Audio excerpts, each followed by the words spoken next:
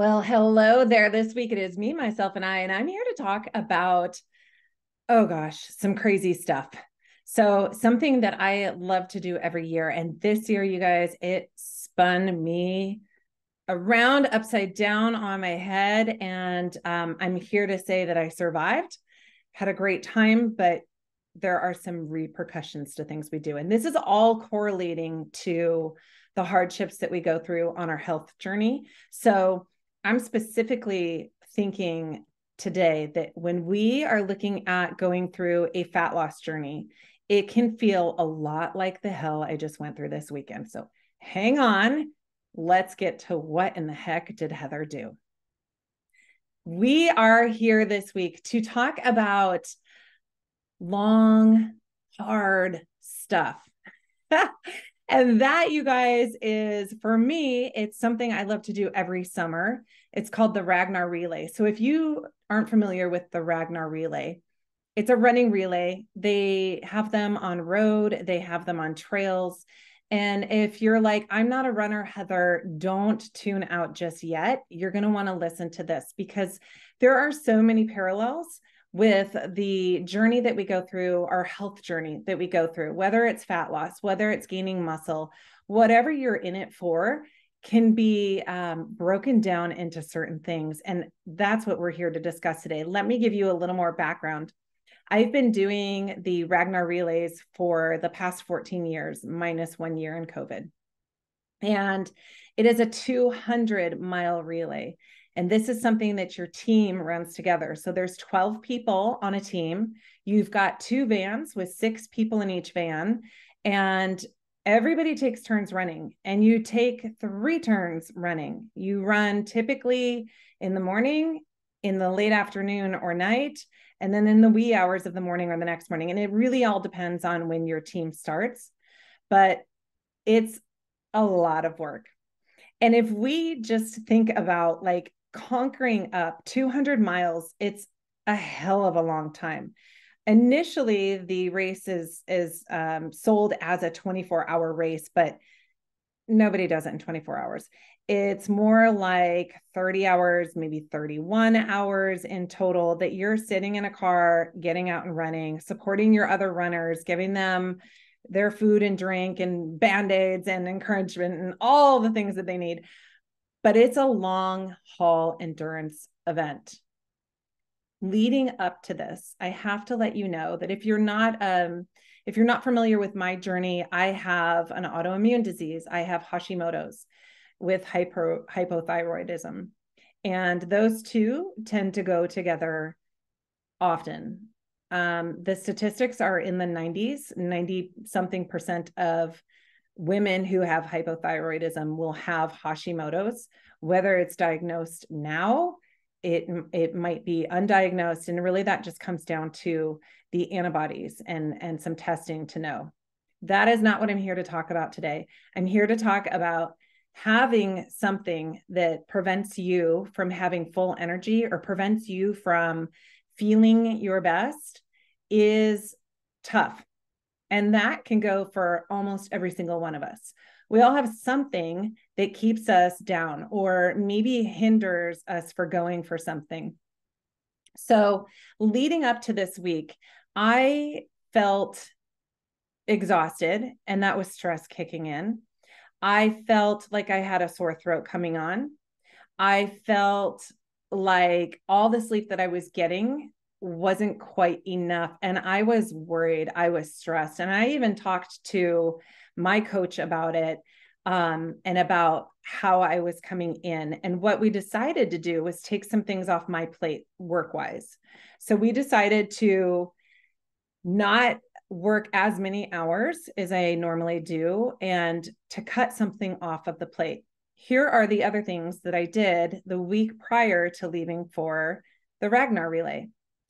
I made sure that I upped my sleep. So because I know that I wake up at a certain time every day, and usually that is in between 5 and 5:30 a.m., I don't use an alarm clock. I just wake up.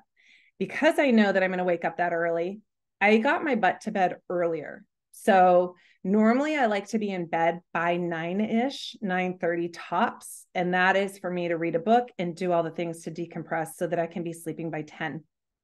This week, I bumped it up by like 15 minutes. So I got my butt to bed earlier so that I knew that I was accruing a little more sleep. And I track my sleep. So I looked at my sleep and I was getting somewhere between 7.5 to 8.5 hours the nights leading up to it. So for 3 nights leading up to it, I had really good sleep. I mean, I was getting good and excellent ratings on my tracker. And that made me feel a little bit better about what I was coming into. I also went and had 3 sessions of cryotherapy, 3 sessions of red light therapy, and I got a B12 injection the day before I left. These are things that I do when I'm feeling a little low, when I need an extra little pick me up. And they're all, they're easy for me to do because I have a membership where I can go and use those cryotherapy and red light, and then I have access to getting the injections. If that is not something that you have, don't worry, you're not like missing out. But when we look at how can we support the body, how can we support the immune system, your energy systems, which are so precious, these are really crucial things that we should keep in mind of what is my list, what's my toolbox of what I can go to help ensure that I'm going to have, optimal functions. Another thing that I did was up my vitamin C intake, my zinc, and I also used colloidal silver spray. So I have an amazing client who makes it. She makes her own spray. And I noticed that 2 days prior to leaving, I was starting to get an outbreak of perioral dermatitis. And if you're familiar with this, it sucks. It reared its ugly head years ago in pregnancy for me. And it looks like acne all around the mouth. That's why it's called perioral. It's around your mouth. And it is not so much an acne, it's a dermatological issue. So for me, they feel extremely painful. They are not like acne zits that you want to touch or want to mess with, but it's a deep, terrible feeling, like a volcano ready to go, and your whole mouth area hurts. It's bizarre. So it comes when I'm stressed, when I'm anxious. And, lucky for me, I look like I'm a teenager again. So it's awesome to be in menopause and have acne, right? And so my client let me use some colloidal silver. She put a little bottle together for me. I sprayed it on my face. You can also ingest it. I just used it topically, sprayed it on my face, and within 2 days, my mouth cleared up. So that was a beautiful blessing too. Those were the things that I watched. I really made sure that I was eating nutrient dense, that I was eliminating extra sugars as much as possible. I was really trying to keep my blood sugar stable because I know that with an autoimmune issue, when you get tired, when you get stressed, then other functions start to go to hell in a handbasket really fast. So for me, this is what I did, and it worked. It worked really well. There's other pieces of this, and it's all part of the badass reset method, like how you build up your toolbox so that you have success in whatever it is you're doing. Now, you may not be running a 200-mile relay with your team. You may be watching kids. You might be watching your grandchildren for a weekend. Like all of these little extra things that we put on ourselves can make life a little bit more stressful. And it doesn't mean it's bad stress. It's just that when your body's ready to take on stress in a built up way where you've got like all these systems in place, you tend to like come out a little more unscathed. So that was what I did leading up to it. Let's talk about some of the bumps along the way, because, oh my gosh, first of all, I love doing this. It's not like I'm a glutton for punishment. I am with amazing people who make me laugh. They make me cry. They it's kind of like the slumber parties from when you were younger, where you just stay up all night and just laugh your heads off and things got funnier as the sleep got less. It's like that, just throwing some running. So we got to where we were going to start running the night before because we had a really early check-in time. And we started running. I started running. I was number 1 out of the 12. at 6:45 a.m. So it was a couple hour drive for us. We stayed in a cute little place the night before to get some sleep. And like, I should say that with air quotes, because for me and for many people, when you go to a new bed in a new place, you don't always sleep really well. You're like out of your comfort zone, and having the anxiety of knowing I'm runner one, I got to be up and ready to go. Yeah, not a lot of sleep. Plus, I was sharing a pull-out bed with a friend on the couch, and let's just say that doesn't bring in like the best sleep either. So chalk it up to night number one, not great sleep.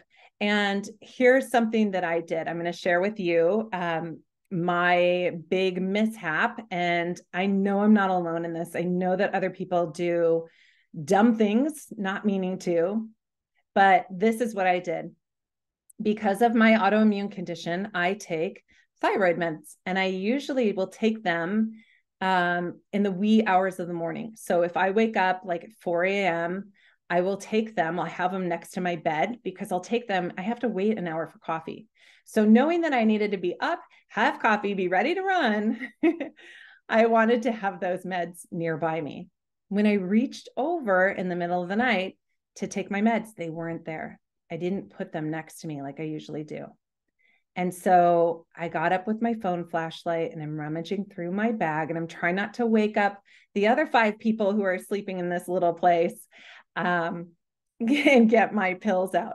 And what happened was I also take a blood pressure medicine.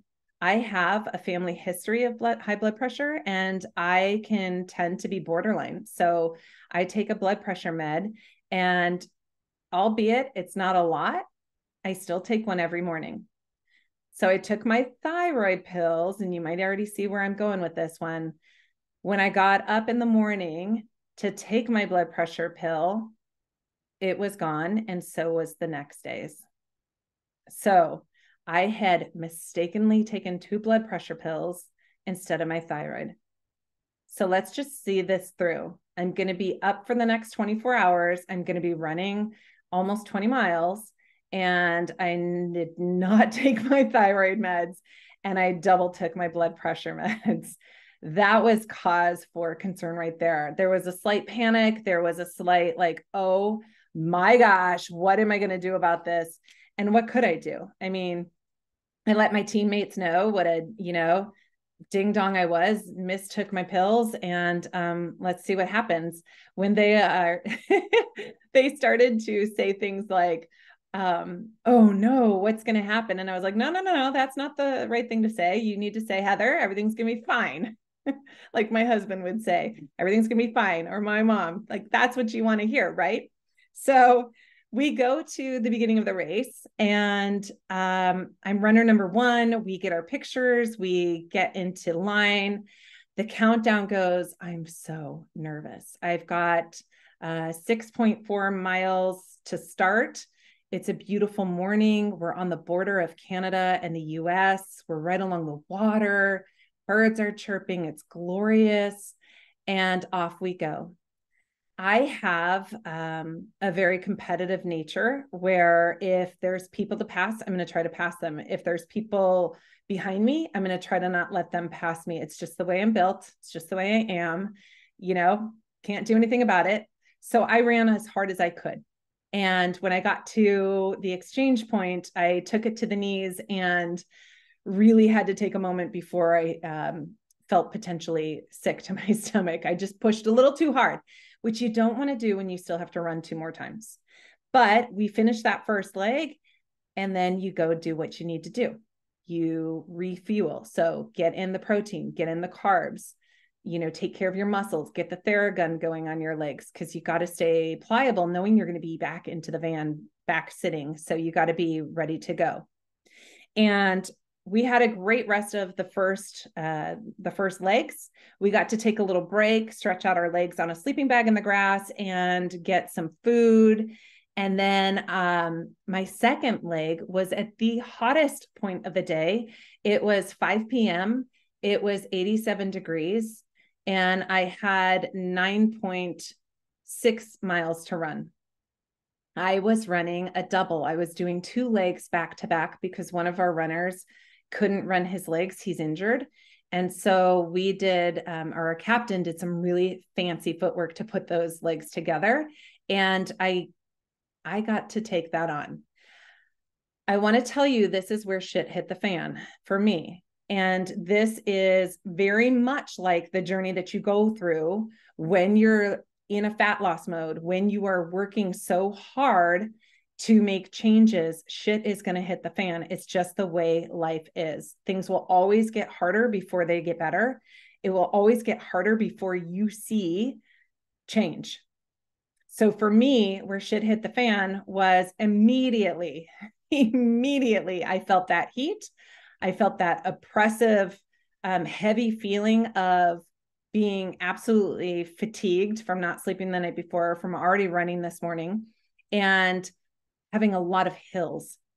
And usually when you see your teammates along the road, it gives you energy, it gives you life. They're cheering for you. They've got the cowbell, they're taking your picture, they're, asking if you need water, anything like that. I didn't want to see anybody. I wanted to crawl in a hole and die a very quick death. That's how I felt. And I will tell you too, that halfway through, I had to start walking because I looked down at my heart rate and my heart rate was over 180. And it also said no zone. So usually you're like in a zone 3 or a zone 4, sometimes a zone 5 when you're running hard. I had no zone, and that scared the crap out of me. So I started walking more. And while I was walking, even the walking got hard, the walking got laborious and it felt awful. There was a whole combination of things going. And so what happens when you physically feel that, your mindset completely changes. And so my mindset went to, oh my gosh, I'm out here. I'm something's going to happen. Like maybe it was the 2 pills I took last night. All these things go through your mind and you start to panic a little bit. And when you panic, you start to have more physical reactions, and it's a terrible chain. Now, I'm not saying that in conjunction with going through fat loss, it is that traumatic, but it absolutely can mess with you when your mindset starts to wander, starts to sway, starts to doubt. You really will physically react to that. So in a fat loss, what I see happen when people start to doubt and they think, oh no, I need to go back to what works, which is eating less and moving more, which is complete BS, ladies. We know this. We've got to get ourselves out of that speak. We've got to get ourselves out of that rut. So reshifting, rewiring, this is what I did.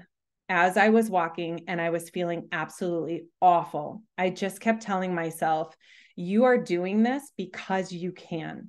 You are doing this so that when you finish, you will have that, cheering a beer with your teammates, having that fun, having that laughter, having these memories, having this beautiful day not go wasted.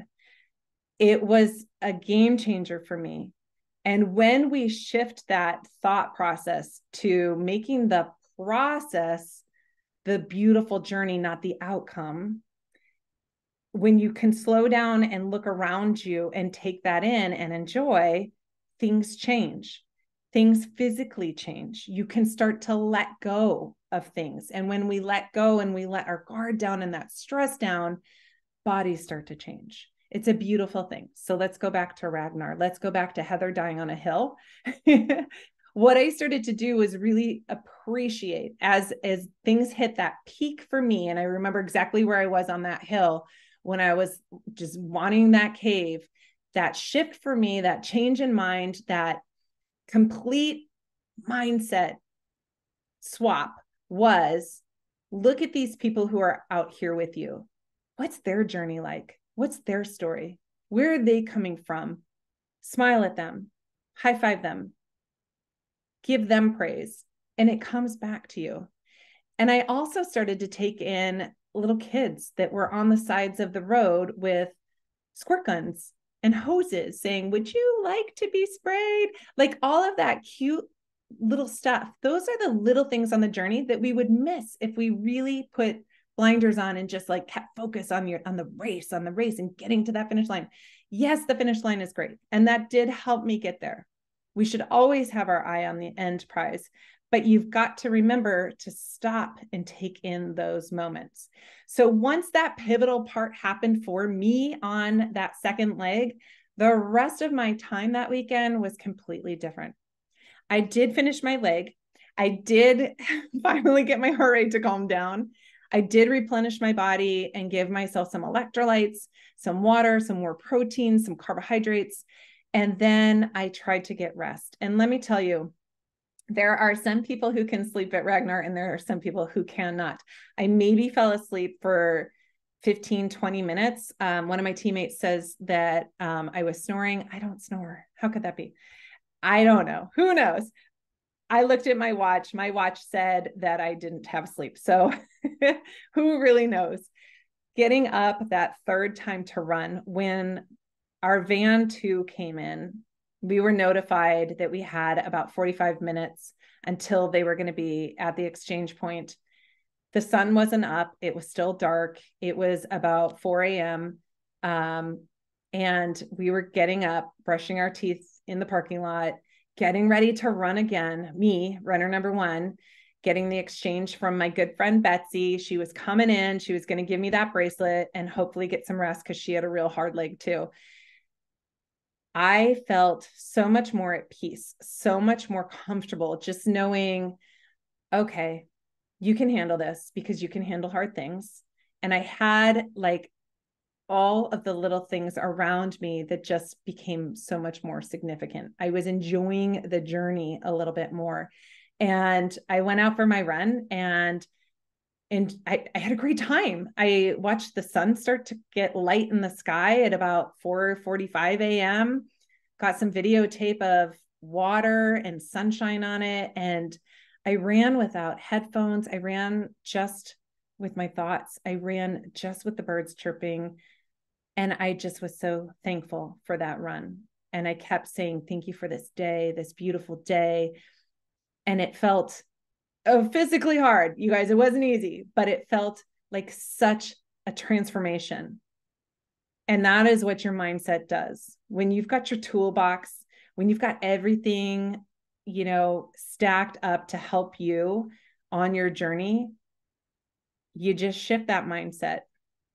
It's pretty badass. You shift it and you enjoy. It can still suck, but you enjoy. After the race, when we were all done and we celebrated, we had a great time, but the days following were really important to get extra hydration, to get extra electrolytes, to make sure that I was eating nutrient dense, nourishing foods. Every time I looked at something, I asked, is that going to nourish my body? Is that going to help me to come back? Because, in your 50s, you don't bounce back quite as fast as I did 14 years ago. I'm still exercising. I'm still able to do my workouts, but I'm feeling really tired. So I'm going right back to those disciplines of getting my butt to bed earlier, making sure that I am fueling my body with the appropriate nutrition at the appropriate times. The movement that I've been doing, I have gone for one shakeout run. It felt pretty good, except for a toenail that's about to bite it. And lifting my weights and doing yoga. And those are the things that really have helped this week. Feeling tired for sure. That's to be expected. Also going to go get some more B12 injections today, and do another round of cryotherapy and red light. And I would expect by tomorrow, which would be 5 days out post race, that I'll be feeling back to normal. These are all things that affect us differently too. So when you have some big life stress event, whether you have an autoimmune condition, whether you are going through perimenopause or menopause and things feel not quite the same, and they feel a little hard, whatever your story is, and you guys, we all have beautiful, unique stories. Whatever your story is, you got to make sure that you've got your toolbox full. You got to make sure that you know all the things that help you. And when you're not so sure, reach out and get some support on it. That is what community is for. That is, gosh, I am so thankful for my community. I'm so thankful for advice and all the good stuff that I have now that I've built up over the years. And this is all part of the journey towards better health. So better health, not just speaking about fat loss. I mean, we're talking about better health. We're talking about longevity. How can we continue to do this stuff for as long as possible? How can we continue to get out there and enjoy life and also make impact? Like, you want to be at your most optimal health, and that is going to look different for everybody. Whether it is a fat loss journey, whether it is about building, hopefully building muscle mass, at least maintaining it, right? Like, enjoy the journey, enjoy the process, have everything stacked up in your favor, and you're going to come out okay. And hopefully you're going to come out with some beautiful memories. And that is what I wanted to share with you this week. So no matter what your adventure is coming up, what your journey is, there are going to be stressors in life, even if it's something fun, even if you're getting ready to go on vacation and you're feeling a little anxious about all the things you need to take care of before you go on vacation. We still need to make sure that we've got all those things in place. And part of that with the Badass Reset method, like, gosh, it makes things much easier. It makes the way that you look at life, the way that you think about how you're going to execute things, the way that you actually do execute them, the way you stay on your nutrition, the way you stay in your fitness, the way that you think matters. So hopefully that was something that you took to heart, something that makes a difference in the way that you think about things, whatever is coming up in the rest of this summer for you. I really hope that you are enjoying it, that you are managing your stress, and that you are loving it and feeling good. We'll see you next time. Thanks for joining us on the Badass Reset Club.